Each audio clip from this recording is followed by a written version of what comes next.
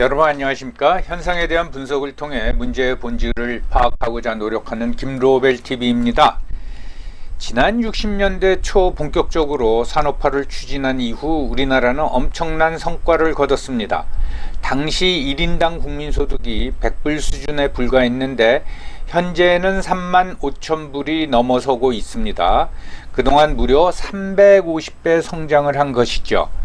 이렇게 경제가 발전하다 보면 소득 격차가 발생하게 됩니다. 이와 함께 최상위 특권층이 형성되게 마련이죠. 이는 자본주의든 사회주의든 마찬가지 현상입니다. 과거 사회주의 소련에도 노멘클라투라라는 특권층이 있었습니다. 이들이 권력과 돈을 모두 장악하고 있었습니다.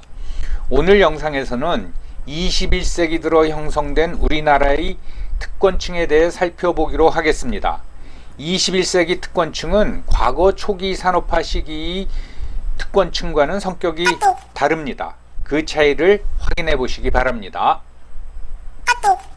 우리나라 언론이나 또는 진보를 자처하는 평자들이 기득권 세력을 공격했습니다. 가장 대표적인 게 재벌이죠, 재벌. 그랬는데 특권층과 기득권 세력은 구분해서 이제 봐야 됩니다. 먼저 특권층은 영어로 굳이 표현하자 그러면은 privileged class. 여기서 privilege는 특권이라기보다는 특전, 특혜 이런 게 되는 거죠. 지위에 따라서 그런 이제 특전이나 특혜가 주어지지 않습니까?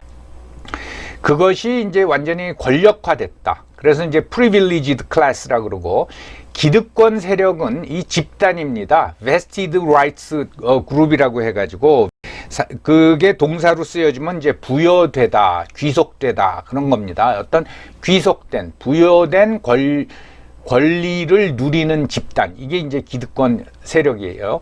특권층과 기득권 세력이 사회 지도층과는 다른 개념입니다. 사회 지도층은 각 분야에 있지만 이 사람들이 기득권은 누릴지 몰라도 특권을 누리지는 않고 있습니다. 그래서 좀 다른 개념이고, 이게 문제가 되는 거는 근대 사회의 두 원리라고 하면은, 또는 두 바탕 기반이라고 하면은 평등 사회죠. egalitarian society고, 그 다음에 법의 지배입니다. the rule of law입니다. 근데 특권층은 이거에 적용을 받지 않습니다. 쉽게 말하면은 우리가 알고 있는 법 앞에 평등한 모든 사람들을 초월한 존재, 이게 바로 특권층이라고 하겠습니다. 특권층은 물론 한국뿐만 아니라 조금 약간 양태가 틀리더라도 다른 나라에도 다 있죠. 특히 후진국에 있지 않습니까? 사회주의에도 있고, 유럽, 그런데 유럽과 미국도 마찬가지입니다. 예를 들어서 이제 미국이라면은 여러분들 중에서는 좋아하시는 분들도 있고 싫어하실 분도 있지만은, 트럼프가 그러니까 재선 말고 초선을 겨냥할 적에 플로리다에서 지지자들을 모아놓고 한 유명한 연설 중에 무슨 문구가 나오냐면, 내가 되면은 이 워싱턴 스왑프를 드레인 아웃 시켜버리겠다. 그러니까 워싱턴 정가의 중심을 더러운 늪으로 지칭을 하고 그 물을 다 빼버리겠다. 그러니까 부패한 정치인들을 다 싹 없애버리겠다. 그래서 아주 열광적인 지지를 받았고, 그러한 주장에 동조를 하는 주로 미국 중산층과 저소득층의 지지를 받아서 간신히 이제 힐러리를 꺾고 당선이 됐습니다. 그리고 4년 동안 사실 그런 일을 시도하다가 실패를 했는데 다시 재선에 나오니까 결국은 미국의 특권층 연합인 빅머니, 월스트리트, 그 다음에 빅테크, 구글이나 페이스북, 또 그리고 빅미디어, CNN, CBS, MBC, ABC가 똘똘 뭉쳐서 결국은 그 트럼프의 재선을 저지한 거라고 이해하셔도 될 것 같습니다. 이렇던 트럼프에 의해서 보듯이 이 특권층은 대통령도 함부로 할 수 없는 집단으로 이제 세력화가 됐습니다. 오래전에 제가 읽은 기사입니다. 어느 신문기자가 쓴 기사인데, 그분이 특권층의 공통점에서 10가지를 나열한 게 있습니다. 근데 그 중에 7가지만 소개해 드리겠어요. 먼저 휴대전화 번호가 2개 이상이어야 된다. 왜 그러느냐?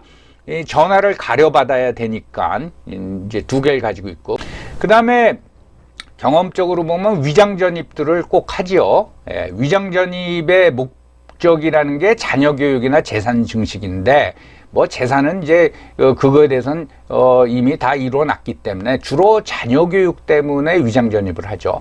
그리고 자녀들은 외국 유학, 특히 미국 유학을 갔다 옵니다. 그 다음에 달러, 즉 미화를 보관하죠. 집에다 보관합니다. 예. 요즘은 뭐 외화 예금도 있기 때문에 이 외화 예금으로도 보관하지만 그거는 추적이 가능하니까 주로 현금을 집에 이제 가지고 있습니다. 그리고 대형 로펌의 고문 경력을 가지고 있고 그 특별히 뭐 하는 일 없이 억대 연봉, 여기서 억대는 1억이 아닙니다. 1억보다 훨씬 많은 연봉을 받죠. 대형 로펌의 고문으로 간다고 했을 적에 이분들이 꼭 법조인 출신이 아닙니다. 고위 공직자, 심지어는 경찰 출신도 있습니다. 그래서 억대 연봉을 받고, 그 다음에 뭐 취업이나 사업에서 가족 특혜가 있죠. 하면은 알아서 취업 다 시켜주고, 뭐 부인이 하는 사업이 번창한다던가 동생이 하는 사업이 번창한다던가 이런 이제 특혜가 있고, 그 다음에 7번째는 잘 이해가 안 가실 거지만은 묵비권을 행사합니다. 어느 수사기관에 불미스러운 일로 수사기관에 불려갔다 그러면 발언을 안 해요. 일반 사람이 그랬다가는 수사관이 닥달을 해서 뭐 자백을 받아낸다든가 진술을 받아내는데, 이분들은 묵비권 행사를 해버려서 수사가 진척이 안 됩니다. 이걸 들으시면서 나도 이거 여기에 해당되는 게 많이 있는데 라고, 그러면 나도 특권층인가, 그렇게 오해하시면 안 됩니다. 여기서 나열한 7가지는 공통점이지 조건이 아닙니다. 이걸 구비하고 있다고 내가 특권층이 아니라 특권층에 나타나는 공통점이다, 이 말씀입니다.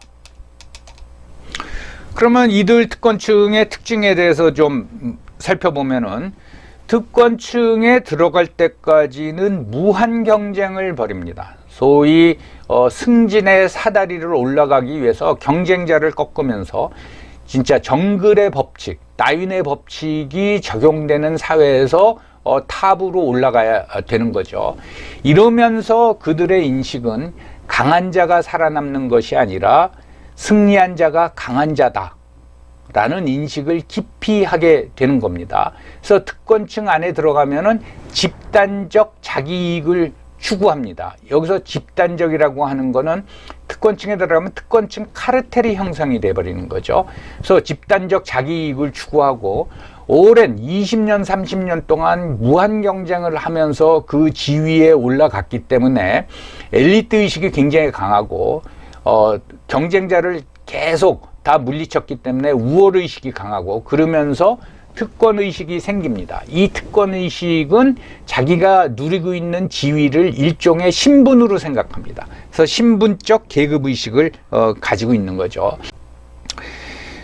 그러다 보니까 일반인에 비해서 도덕적 의무감이 크지 않습니다. 우리가 공직을 맡은 높은 사람들 보면 뭐 인격도 훌륭하고 실력도 있고 그 다음에 뭐 도덕적 의무감도 있을 것 같지만 전혀 그렇지 않습니다. 그걸 기대해서는 절대로 안 됩니다.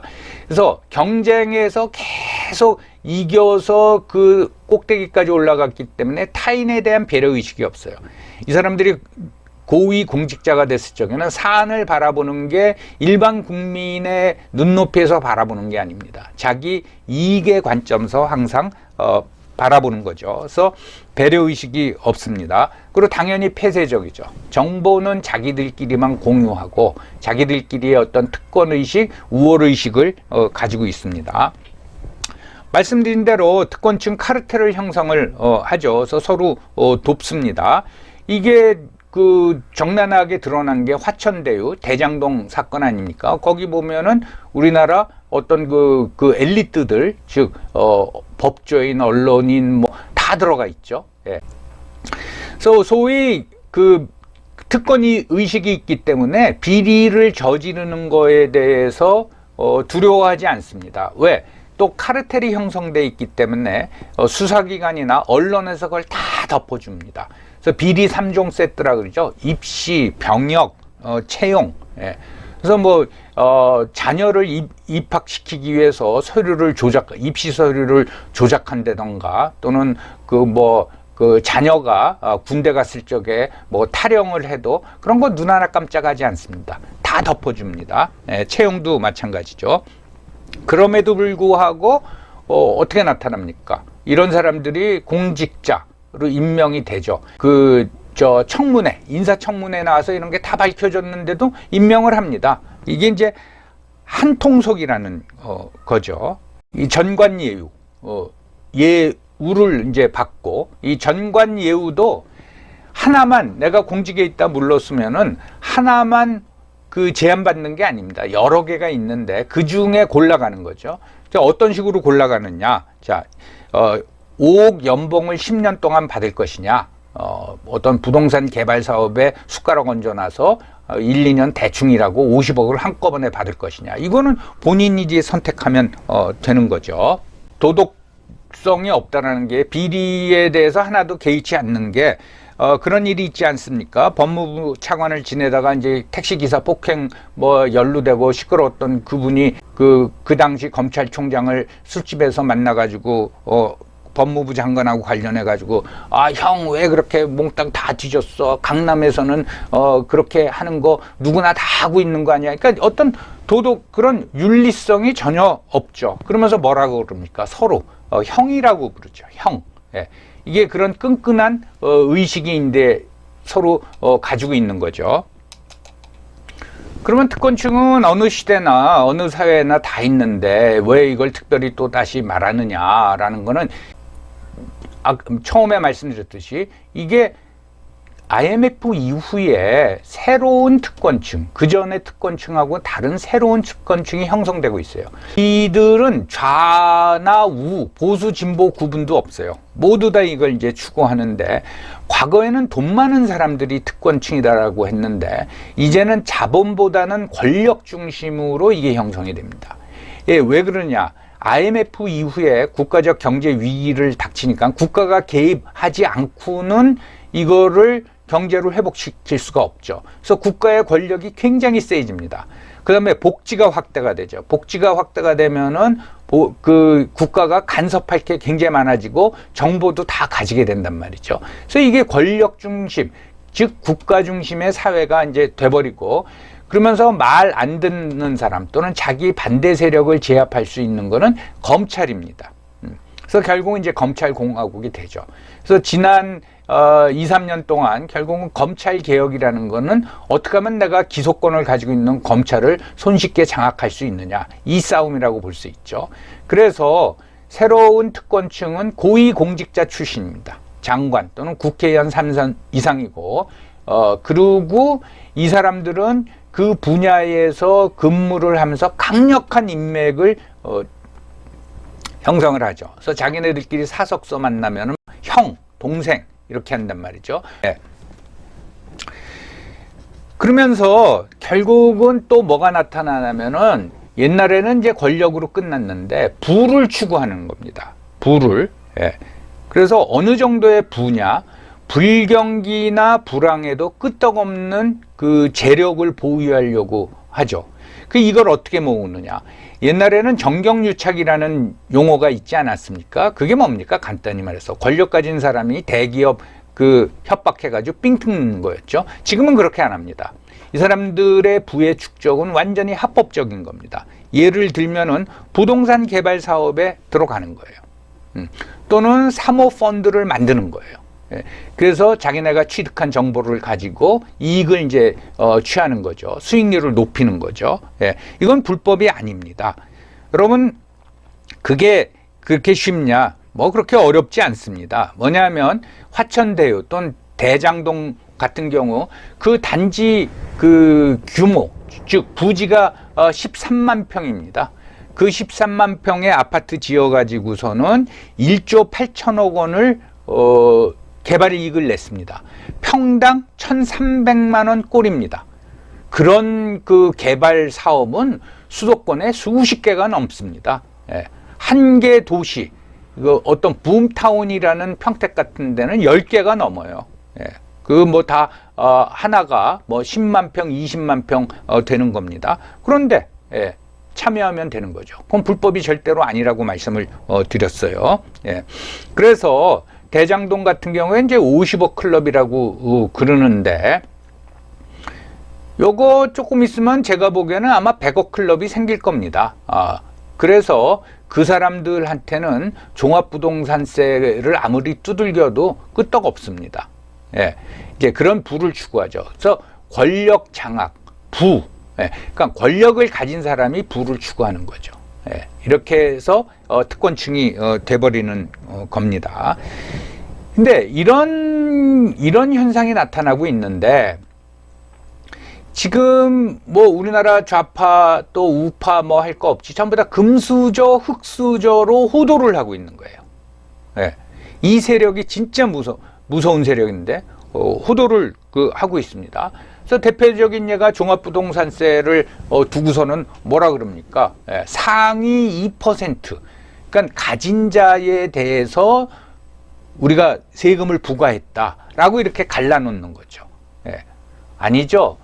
그렇게 종합부동산세를 내는 사람들은 문제가 안 되고요. 결국은 지금 말씀드린 이 특권층이, 예, 법 위에 있는 특권층이, 예, 각종 비리를 저질러도 다 덮어주고, 예, 이런 세력이 문제라는 거죠.